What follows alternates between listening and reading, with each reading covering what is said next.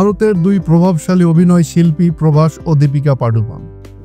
একজন দক্ষিণ ভারত কাঁপিয়ে এখন রাজত্ব করছে বলিউডে, অন্যজন বলিউড থেকে হাত প্রসারিত করছেন দক্ষিণ ভারতীয় ইন্ডাস্ট্রিতে।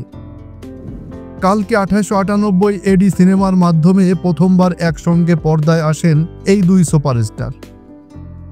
সিনেমাটি সুপার হিটের তকমা পেয়েছে।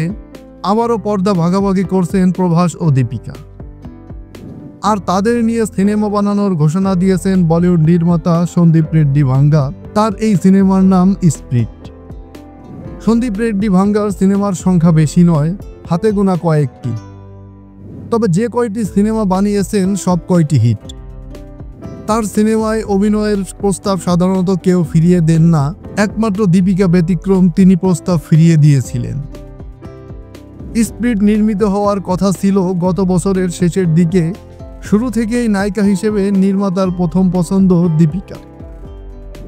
প্রস্তাবও দিয়েছিলেন অভিনেত্রীকে, কিন্তু দীপিকা না করে দিয়েছেন। অবশ্য ইচ্ছা থাকলেও তিনি কাজটি করতে পারতেন না, কারণ সে সময় অভিনেত্রী ছিলেন অন্তঃসত্ত্বা। পছন্দের নায়িকাকে পেতে সন্দীপ রেড্ডি অপেক্ষা করেছেন, আর অপেক্ষার মূল্য দিয়েছেন দীপিকা পাডুকোন।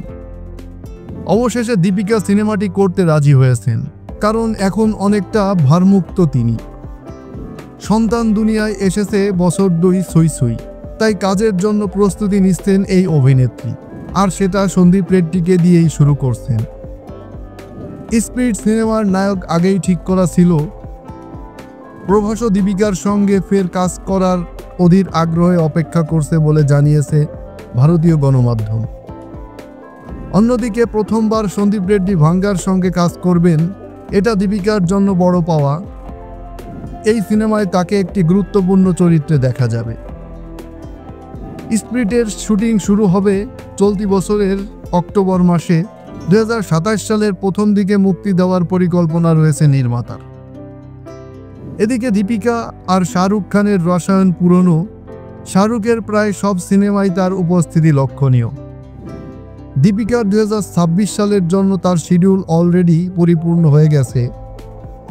শাহরুখ খানের পাঠান 2 এবং প্রভাসের সঙ্গে কালকি 2 সিনেমার সঙ্গেও থাকছেন এই অভিনেত্রী। যদিও এই দুটি সিনেমার বিষয়ে তিনি এখনও নিশ্চিত করে কিছু বলেনি।